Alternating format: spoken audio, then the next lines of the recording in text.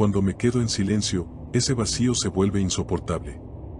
Como si el mundo entero se hiciera diminuto, y cada pequeño sonido se transformara en un eco hiriente dentro de mi cabeza. El zumbido, los murmullos, el dolor de sentir como algo, como una presencia o una fuerza invisible, parecía invadir mi cuerpo. No lo comprendía al principio, pero cuando mi salud comenzó a deteriorarse, supe que algo estaba muy mal dentro de mí. Sentía que mi sangre estaba contaminada, que algo sucio corría por mis venas. Entonces, comprendí lo que debía hacer. No tenía otra opción, porque esto era una cuestión de vida o muerte, y yo no estaba listo para morir. Decidí que debía conseguir lo que me hacía falta, una sangre limpia, pura, sin defectos. Mi mente me lo gritaba una y otra vez, debía buscar una fuente que me purificara desde adentro. Al principio, intenté aliviarlo solo, buscando maneras de sacar aquello que me enfermaba, intentando mantenerme alejado de las personas. Pero, al final, la urgencia de encontrar esa cura era tan poderosa que me sentí empujado a salir de mi propio cuerpo, de mi propia moral. Nada de lo que hacía era suficiente, cada vez sentía que el tiempo se agotaba y, con él, mi vida. La primera vez fue una decisión fría y calculada. Me moví por la ciudad, buscando esa fuente de vida que podría curarme. Cuando vi a mi objetivo, todo parecía claro. Ella tenía lo que necesitaba, era evidente en la forma en que caminaba, en su vitalidad. No podía hacer nada más que acercarme lentamente, sintiendo como mi propia sangre aceleraba. Cuando entré en su hogar, el aire estaba tan quieto que podía sentir mis propios pasos rebotando en las paredes. Había un silencio sagrado en ese momento, y mi cuerpo entero vibraba con una intensidad casi dolorosa. Estaba al borde de algo que no podía explicar, una necesidad urgente y ancestral. Sabía lo que debía hacer, y me moví con una precisión que no había sentido antes. El ritual fue inevitable. Sentí como la energía cambiaba, como si un flujo cálido e imparable atravesara mi cuerpo, llenando cada rincón de mi ser. Era un alivio absoluto, como si la presión que me había atormentado durante tanto tiempo finalmente hubiera desaparecido. Me sentí renacer, aunque fuera por un instante. Aquel alivio, sin embargo, fue fugaz. Pronto, la sensación de vacío regresó, más fuerte que nunca, como un parásito que se arraigaba más profundo en mis entrañas. Lo intenté todo, pero nada era suficiente para llenar ese abismo. Al contrario, cada vez que me curaba, el ansia de obtener más solo aumentaba, arrastrándome hacia una espiral de desesperación y dependencia. Necesitaba que la sangre fluyera dentro de mí con más fuerza, que se fundiera con la mía, que trajera consigo la paz que tanto me hacía falta. Empecé a buscar otras formas de acercarme a las personas sin levantar sospechas, observándolas, estudiándolas. Mi aspecto frágil y pálido me ayudaba a pasar desapercibido, nadie sospechaba de un hombre que caminaba perdido, con la ropa desordenada y los ojos enrojecidos de cansancio. Algunos se apartaban al verme, y otros apenas me dirigían una mirada. Para mí, eso era perfecto, me permitía moverme sin que nadie supiera quién era o lo que estaba planeando. Con cada nueva víctima, me volvía más audaz. Me infiltraba en sus casas, cruzando sus umbrales con una calma fría que ni yo mismo comprendía. Sabía que aquello estaba mal, que había límites que estaba rompiendo, pero la sed era incontrolable. El proceso se volvía un ciclo, encontrar a alguien, observar, esperar el momento adecuado y actuar sin contemplaciones. La necesidad de sentir el flujo de la sangre me dominaba por completo. Para mí, no era simplemente un acto de violencia, era una especie de conexión profunda, una transferencia que me hacía sentir parte de algo mayor. Cada vez que lo hacía, cada vez que su esencia fluía dentro de mí, sentía que me acercaba más a la pureza que tanto anhelaba. Pero, como todo lo bueno, el efecto siempre desaparecía demasiado rápido. La paz era efímera, y la ansiedad regresaba, cada vez más devastadora.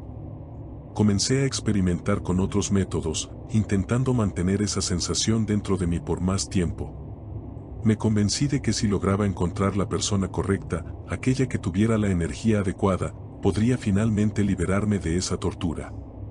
Pasaba horas deambulando por las calles de Sacramento, mi mente ocupada con los detalles, imaginando el momento en que al fin encontraría la cura definitiva. Cada casa que visitaba, cada víctima que elegía, Era un paso más en mi búsqueda, aunque me sentía atrapado en un laberinto sin salida. Las personas comenzaron a hablar de un asesino que acechaba en los barrios, alguien que irrumpía en los hogares y desaparecía sin dejar rastro. La idea de que me estuvieran buscando encendía en mí una mezcla de temor y adrenalina, pero nunca me detuvo. Con el tiempo, me volví más y más cuidadoso, pero también cada vez más impulsivo. Había perfeccionado mi rutina, eliminando cualquier indicio de duda. Ya no era solo una necesidad, sino un impulso que se mezclaba con la rabia de sentirme incompleto, de vivir en un cuerpo que me traicionaba cada día. Me adentré en cada hogar con una calma escalofriante, como si fuera mío. La familiaridad de los espacios vacíos y la oscuridad de la noche se convirtieron en mi refugio, un santuario donde podía finalmente desatar mi impulso sin temor a ser juzgado. La casa se volvió algo ritualista, cada paso, cada detalle, era parte de un proceso que yo mismo había creado para controlar mis impulsos. Escogía cuidadosamente a aquellos que parecían desprevenidos, aquellos cuyas vidas no parecían tener complicaciones visibles, como si la pureza de su sangre pudiera transmitirme esa misma serenidad. La ciudad dormía mientras yo buscaba incansablemente, sintiendo como mi cuerpo y mi mente se rendían al poder de una sed insaciable.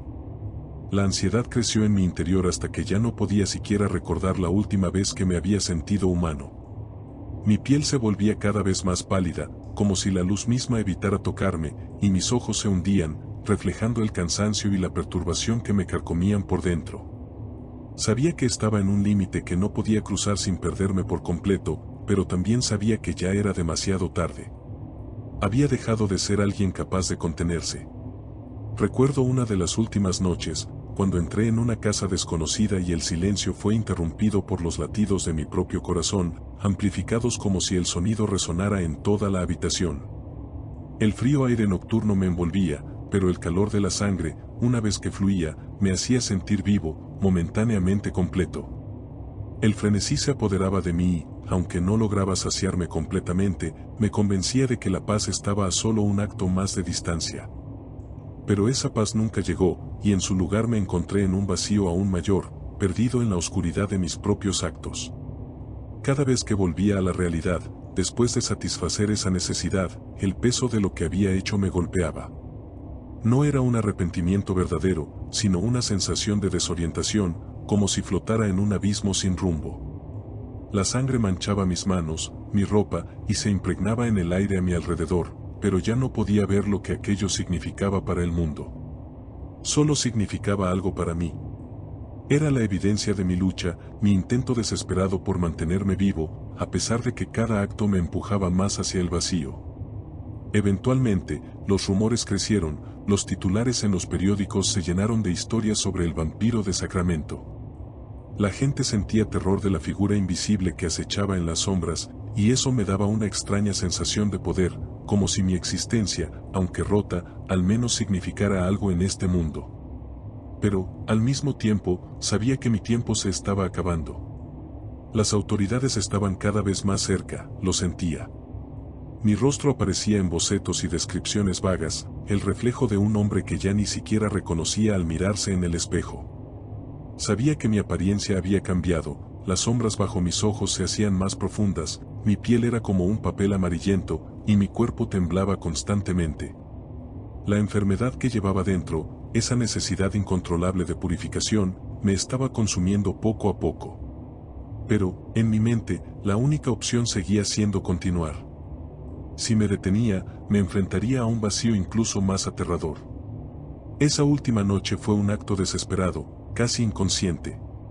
Entré a una casa creyendo que sería la última vez, que finalmente encontraría en su interior la paz que había perseguido tanto tiempo. Pero lo único que hallé fue un eco más de mi propio tormento. No había alivio, ni pureza, ni escape. Solo la certeza de que mi destino estaba sellado. Cuando las sirenas comenzaron a resonar en la distancia, supe que no había marcha atrás.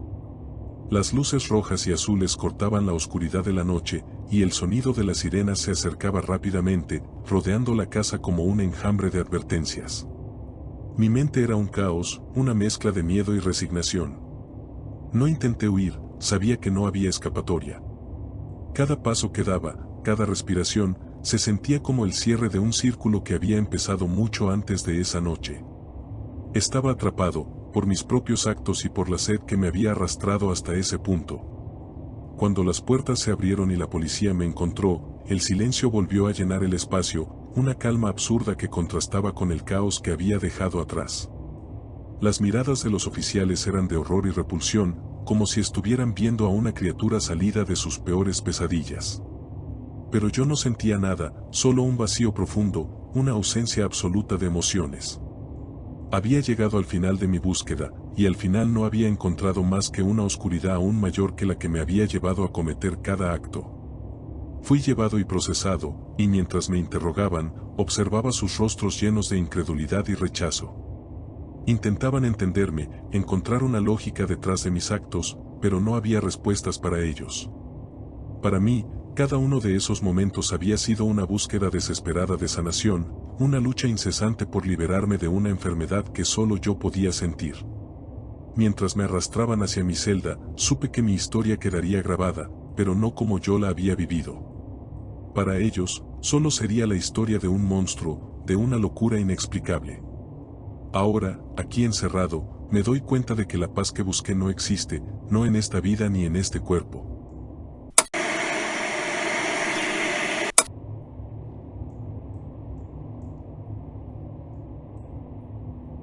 Es curioso lo que la gente suele asumir cuando se encuentra cara a cara con una persona como yo. La mayoría piensa que puede reconocer a un monstruo a simple vista, que hay algo evidente en la mirada, en los gestos, que les dará alguna pista, una advertencia. Pero no hay nada más fácil que confundir a alguien cuando ya sabe qué está buscando. Verás, nací con esa ventaja natural, el rostro que a las personas les parecía confiable, atractivo incluso.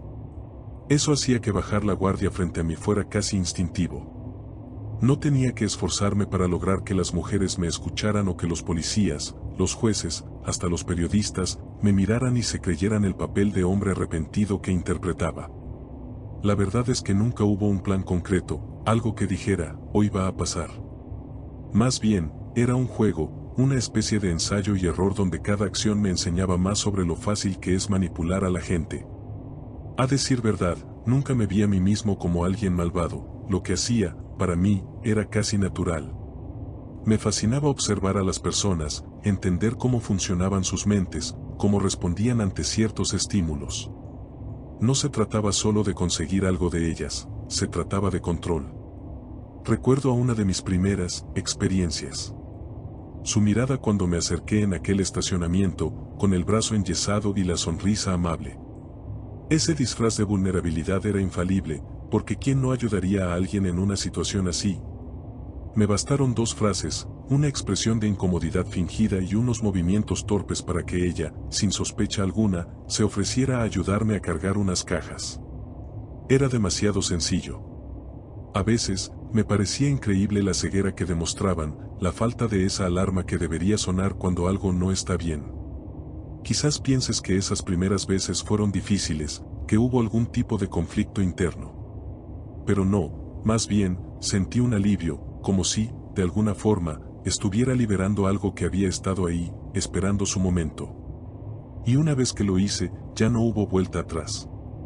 La primera vez que tomé una vida, fue casi como descubrir una parte de mí que nunca había experimentado. No fue tanto el acto en sí, sino el poder que sentí. Estaba ahí, con una persona que, en sus últimos segundos, entendía que yo era lo último que vería. Esa chispa de desesperación, de darse cuenta de que nadie vendría a salvarla, me hacía sentir como si todo el poder del mundo estuviera en mis manos. ¿Y sabes qué? No era algo que me pareciera extraño. No tenía sentido de arrepentimiento ni de horror. De hecho, mientras más pensaba en ello, más natural me parecía. Después de esa primera vez, solo pensé en perfeccionar lo que había hecho.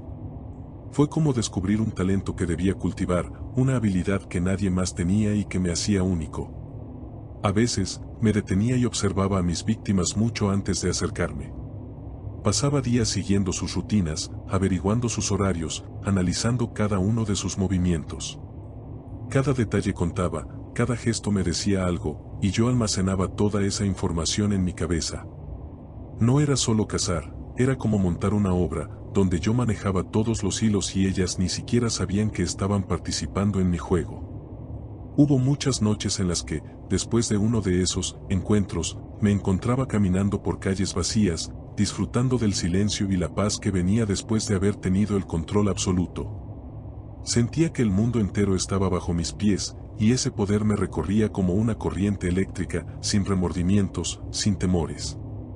Pensaba en los detalles, repasaba cada momento como quien revisa los movimientos de una partida de ajedrez, cada decisión que había tomado, cada palabra que había dicho. Mantuve esa rutina por un tiempo, cuidando que nadie sospechara. Sabía cómo ocultar mi verdadera naturaleza, cómo mantener mi máscara de tipo encantador, inofensivo. Muchos me subestimaban, y eso jugaba a mi favor. Podía presentarme como el hombre correcto, el que tenía una respuesta amable o una sonrisa para cualquiera, el que parecía estar tan lejos de ser un monstruo que la gente no podía siquiera imaginarlo. Era fascinante lo fácil que era engañarlos a todos. En uno de esos encuentros, recuerdo cómo la policía estaba a pocos metros. Escuché las sirenas, vi las luces, pero ya estaba lejos, observando desde la distancia cómo corrían de un lado a otro, buscando respuestas en una noche que se había teñido de horror para ellos. Ver el pánico en sus rostros era casi como una recompensa, una prueba de que había sido lo suficientemente cuidadoso, de que tenía todo bajo control. Era un juego de paciencia y habilidad, y no había nada en el mundo que pudiera igualar esa sensación. Cada vez que lograba salir sin dejar rastro, era como ganar una partida en la que siempre llevaba ventaja. Ellos nunca sabían que, en realidad, siempre había alguien observándolos, alguien que había orquestado cada detalle. Hubo ocasiones en que me sentí tentado a arriesgarme un poco más, a probar hasta dónde podía llevar el juego sin que me atraparan. A veces, me quedaba a escasos metros de una patrulla, observando cómo investigaban, como si fuera uno más del público. Me preguntaba si alguien sospecharía, si algo en mi mirada o en mi comportamiento podría delatarme, pero nadie nunca lo hizo. Esa era mi mayor fortaleza, sabía perfectamente cómo moverme entre ellos, cómo adoptar cualquier papel que hiciera falta para no levantar sospechas. Con el tiempo, perfeccioné mi actuación. Había aprendido a usar no solo la apariencia, sino cada detalle a mi favor. Me volvía invisible cuando quería, como un observador en una obra donde yo dirigía todo sin ser visto. Recuerdo una noche en particular. Era tarde, las calles estaban casi vacías, y ahí estaba ella, caminando sola, sin imaginar lo que ocurriría en unos minutos. La saludé, le pregunté algo trivial sobre direcciones, como si me hubiera perdido. Una pequeña conversación y ya estaba a mi lado, confiada, relajada. Esa facilidad para conseguir lo que quería era una confirmación de lo bien que entendía a las personas. En menos de 5 minutos, ella ya estaba dentro de mi coche, charlando, como si todo fuera normal. Había aprendido a detectar las pequeñas señales, los gestos, las respuestas que me decían que confiaban en mí. Y cuando el momento llegaba, cuando podía ver el miedo reflejado en sus ojos al entender lo que pasaría, me daba cuenta de que cada segundo invertido en esos juegos había valido la pena. Había algo casi ritual en esos momentos. En el instante en que la verdad les caía como un golpe seco, era como si el tiempo se ralentizara. No necesitaba decirles nada, el miedo se encargaba de cerrar cualquier posibilidad de reacción. Algunas intentaban gritar, otras se congelaban, y eso solo añadía más fuerza a lo que estaba por venir. Cada una de esas noches era una historia diferente, una experiencia en la que me sumergía, donde cada movimiento, cada expresión de terror se grababa en mi memoria. Esa necesidad de controlar, de ver cómo todo se desarrollaba bajo mi dominio, me daba una satisfacción que no encontraba en ninguna otra cosa. Mientras más refinaba mis métodos, menos rastro dejaba, y me sentía invencible. Recuerdo cómo el tiempo y los lugares se volvían borrosos en mi mente. No llevaba la cuenta de los días ni de las personas, solo vivía en ese ciclo, en esa constante cacería. Por mucho tiempo, mi vida fue un vaivén entre esos momentos de aparente normalidad y las noches en que daba rienda suelta a mis verdaderos impulsos. Sabía que eventualmente podrían acercarse a mí, pero esa posibilidad solo le añadía emoción a todo. Me hacía ser aún más cauteloso, a mantener mi fachada más pulida que nunca. Sabía cómo comportarme, cómo no levantar sospechas, era un juego en el que cada detalle importaba, cada interacción era parte de un plan. Finalmente, llegó el día en que todo comenzó a desmoronarse. Recuerdo aquella noche de arresto. La tensión en el aire, las miradas de aquellos policías que me creían invencible. Trataban de descifrarme, de comprender cómo alguien como yo, alguien con una vida común, con amigos y una sonrisa confiada, podía esconder una realidad tan oscura. Les dejé ver solo lo que quería que vieran. Disfruté la confusión en sus ojos, el desconcierto al no poder encasillarme en lo que ellos consideraban normal. Sentado en una sala de interrogatorios, les conté solo lo que quería, dando piezas sueltas que ellos nunca podrían entender completamente. Sabía que mi historia acabaría allí, que el juego había terminado, pero incluso entonces, el control seguía en mis manos. Sabía que la verdadera historia, todo lo que había ocurrido, se perdería entre los murmullos de quienes intentarían darle sentido. Así terminó mi historia, no con un arrepentimiento ni con una confesión llena de culpa. Porque, al final del día, ellos nunca entendieron, y quizás esa es la última victoria, el último control que me queda.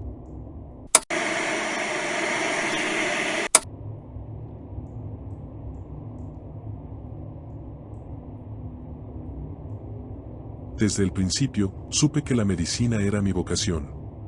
No era solo la ciencia, la habilidad de curar o el conocimiento del cuerpo humano lo que me atraía, sino el control absoluto que un médico tiene sobre la vida y la muerte de una persona. Esa línea delgada, ese límite que los demás observaban con tanto respeto, para mí era simplemente una barrera que quería cruzar. La bata blanca y el estetoscopio alrededor del cuello eran como una insignia de poder que los demás no cuestionaban. Nadie dudaba de un doctor, nadie pensaba dos veces en entregar su confianza cuando una figura como la mía estaba presente. Yo conocía cada paso, cada diagnóstico, cada susurro de los síntomas de mis pacientes. Sabía cómo mirarlos, cómo hablarles, cómo hacerles sentir que estaban en manos de alguien que los entendía y que velaba por ellos. Mi consultorio era mi santuario. Ahí tenía el control total, no había miradas inquisitivas, no había preguntas incómodas. En esa pequeña habitación, entre cuatro paredes, podía decidir el destino de quien se sentaba frente a mí. Mis pacientes llegaban confiados, vulnerables, con una necesidad de alivio que los hacía abrirse por completo. Y en cada uno veía una oportunidad, una posibilidad de ejercer ese poder que solo yo comprendía. No era cuestión de odio ni de enojo, era una simple fascinación por esa fragilidad humana que me permitía jugar con la línea entre la vida y la muerte. Observaba sus rostros mientras les explicaba los procedimientos, mientras les aseguraba que todo iba a estar bien. La calma en sus ojos me daba una satisfacción indescriptible. Al principio, mis métodos eran sutiles, precavidos. No quería levantar sospechas, no quería que el mundo se enterara de la naturaleza de mis experimentos. Bastaba con ajustar una dosis aquí, omitir una indicación allá, y el cuerpo haría el resto. Para los demás, eran muertes naturales, desenlaces tristes pero inevitables en la vida de los ancianos que me rodeaban. Sin embargo, para mí, cada caso era una obra maestra cuidadosamente planeada, un juego en el que solo yo conocía las reglas. Con el tiempo, mi control sobre las dosis se volvió casi artístico. No se trataba solo de administrar una inyección, era una coreografía de precisión, una combinación de factores que solo yo podía manejar. Con una sola aguja, podía decidir cuándo alguien respiraría por última vez, y no había nadie que pudiera detenerme. La adrenalina que sentía en esos momentos era indescriptible. Era el pináculo de mi habilidad, una forma de ejercer el máximo poder que la medicina podía darme.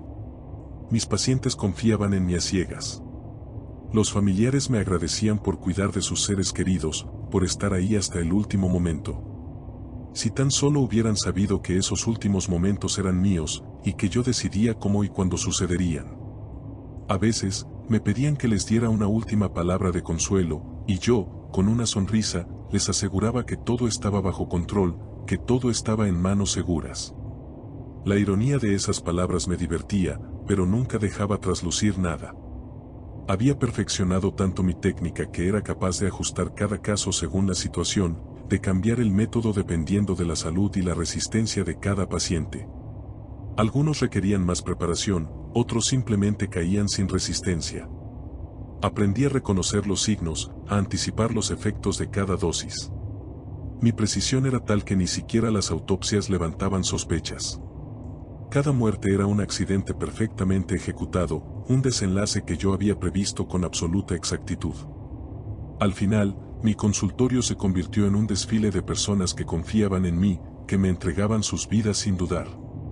Y yo, sin remordimientos, continuaba con mi trabajo. No fue hasta mucho después que las miradas comenzaron a cambiar, que algunos notaron el patrón de fallecimientos y comenzaron a hacer preguntas. Pero para entonces, ya había cruzado tantas veces esa línea que nada podía hacerme volver. Recuerdo la primera vez que me cuestionaron. Fue una leve insinuación, una duda pasajera de uno de mis colegas. Me preguntó, con el tono de quien simplemente busca una explicación lógica, por qué tantos de mis pacientes parecían encontrar su fin. Le respondí con calma, dándole razones clínicas, detalles sobre la avanzada edad de algunos y las complicaciones comunes que acompañaban a sus diagnósticos. No volvió a insistir. Sabía que mis palabras tenían peso y que mi reputación me protegía. Sin embargo, poco a poco, las voces se alzaron, los familiares comenzaron a hacer preguntas y los colegas, aunque en silencio, observaban con más atención. Mis explicaciones ya no bastaban. Era como si, de pronto, mi aura de confianza se hubiese quebrado y cada movimiento que hacía, cada receta que escribía, se volvía una pieza en su investigación. Las preguntas se volvieron formales, las miradas menos amables, y me di cuenta de que el juego estaba por terminar. La policía vino por mí una tarde, y mi mundo, el que había construido con tanto cuidado, se derrumbó. Me llevaron entre cámaras y miradas acusatorias, y supe que mi historia no quedaría oculta. Ya no era el médico respetado, sino el monstruo que habían desenmascarado. Intenté defenderme, mantener esa máscara de calma y control que había perfeccionado, pero ellos sabían, o al menos creían saber, todo lo que había hecho. En el juicio, escuché cada acusación, cada testimonio, y me sentí una vez más en control, aunque ya no tenía poder sobre sus vidas. Era como si, al final, ellos también hubiesen cruzado la línea que tanto intentaron mantener. Los miré con calma, sin remordimientos, y supe que, aunque me encerraran, aunque borraran mi nombre de la medicina, yo ya había dejado una huella que no podrían borrar.